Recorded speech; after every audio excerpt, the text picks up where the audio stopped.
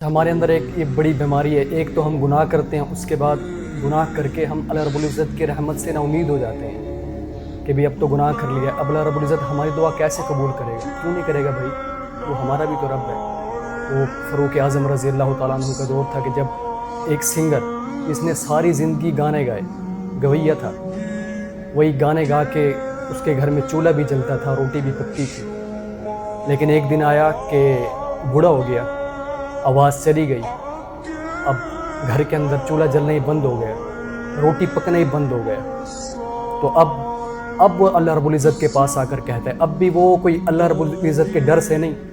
یا آخرت کے خوف سے نہیں، بلکہ صرف بھوک کی خاطر آیا اور آ کر کہتا ہے اللہ پہلے میری آواز تھی، گانے گاتا تھا، گھر چل جاتا تھا، اب آواز چلی گئی ہے، روٹی پکنا بند ہو گیا، اس لیے تیرے در کے اندر آیا ہوں۔ تو اب توجہ کرنا کہ وہ سنگر بھی ہماری طرح ہی گناہ گار ہے،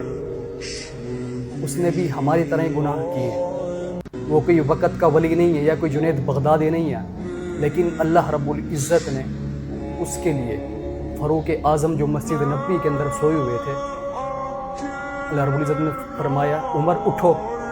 میرے ایک بندہ جنت البقیع کے اندر پکار رہا ہے مجھے۔ فاروق اعظم اٹھے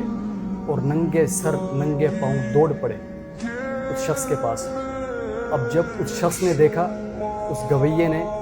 وہ دوڑ پڑا کیونکہ گناہ گار تھا، اس نے کہا فاروق اعظم آئیں گے مجھے ماریں گے، وہ دوڑ پڑا۔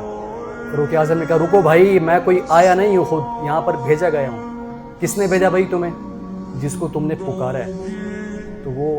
گویہ فوراً وہیں زمین پر گر پڑا اور کہنے لگا رب کریم سے، اے میرے رب، میں نے تو ساری زندگی گناہ کیے ہیں،